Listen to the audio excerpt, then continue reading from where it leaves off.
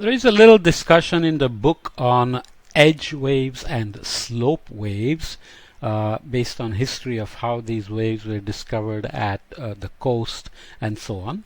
Intuitively, maybe it's better to just explain it as the boundary that Kelvin wave needs. Obviously, we are already seeing here forcing at the equator and then propagation along the equator. What is critical or what is really a typical characteristic, the most important characteristic of the equator in this context is that the Coriolis changes sign across the equator. So it's deviation to the right in the northern hemisphere, for example, with respect to the direction of motion, and deviation to the left with respect to the direction of motion in the southern hemisphere, which means if you just think in terms of flow to the east here, if you're going east, to the right in the northern hemisphere pushes you into the equator, and to the left in the southern hemisphere pushes you into the equator, so you can build a mound of water, pressure gradient, and so on. So at the coast you can use the same thing to build pressure gradients if you are going north in the northern hemisphere on a western boundary of a continent or the eastern boundary of the ocean. So think about American coast in the Pacific Ocean.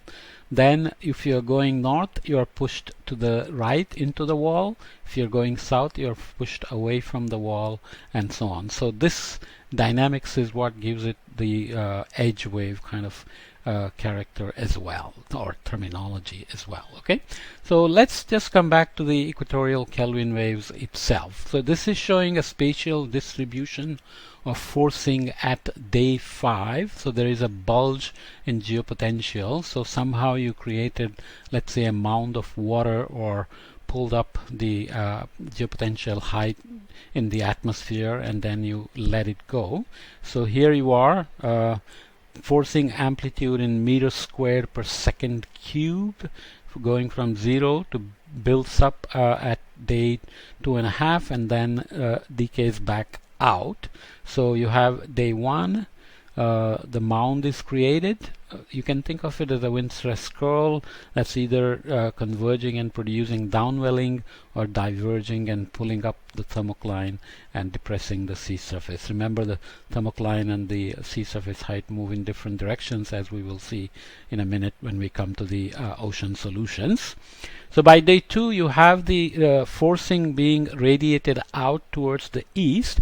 So just from the center of the forcing at the dateline somewhere, at the dateline, you can see that the eastern part of the signal has propagated much further out to the east than the western part of the signature, and the western part has a signature on either side of the equator, whereas this is focused on the equator, which becomes much more clear here, and you can begin to see the cyclonic structures being set up on either side. Right, so it's clearer in day 4, and you can see the eastern part has run out to the coast, whereas the western part has moved much slower during the same time, covering much less distance here. So essentially, if we look at the phase speed, we'll see that the Kelvin wave travels at about 3 times the speed of the Rossby wave, which is going westward.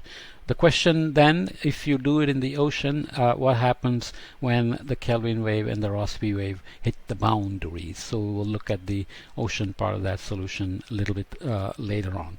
So this is essentially the Kelvin wave. You forced on the equator and you let it out, so you have some kind of an impulsive forcing that builds up quickly and then dies away, which is radiated out as waves in the equatorial region, projects onto Kelvin wave and Rossby waves. Okay, that's intuitively clear enough. This is done for the equivalent depth of 500 meters. The spatial distribution is shown, temporal variability of the forcing is shown, sequence of geopotential relative to the color bar distributions are shown for different days, and so on. So this is now, that gives you an intuitive sense of how you force the Kelvin waves, which is very critical part of the El Nino dynamics, for example.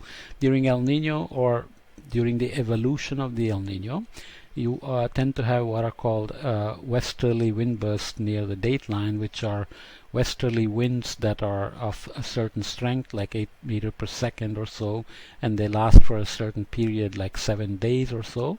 Could be part of MJOs, could be related to extratropical forcing, winter surges, and so on. There are many theories. And during a La Nina, you can have easterly wind bursts, but they are not as common as the westerly wind bursts during El Nino. We'll see later on that not every westerly wind burst gives us an El Nino, and so on and so forth. So there are other conditions required to be met. So here we are looking at equatorial Kelvin wave eigenfunctions for different fluid depths, 500 meters, 50 meters, and 20 meters. And immediately it's obvious how the equatorial trapping becomes closer and closer to the equator as the fluid gets shallower and shallower. And you can see the maximum geopotential amplitude is on the equator and drops off exponentially off the equator. So obviously this pressure gradient gives you strong zonal flows on the equator dropping off, and there is no meridional velocity here in the strict pure Kelvin wave in this case. Okay, so that's the main message there. The mixed Rossby gravity waves and Kelvin wave eigenfrequency curves, both of them have both of them respond to forcing occurring at any frequency.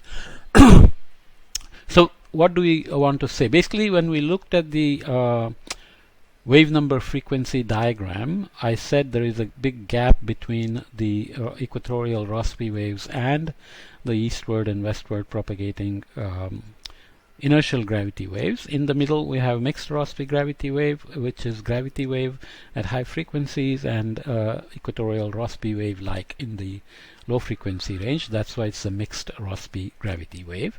And Kelvin wave, which is a gravity wave, non-dispersive.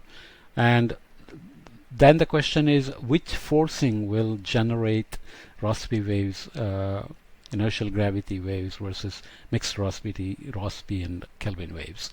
High frequency obviously forces inertial gravity waves.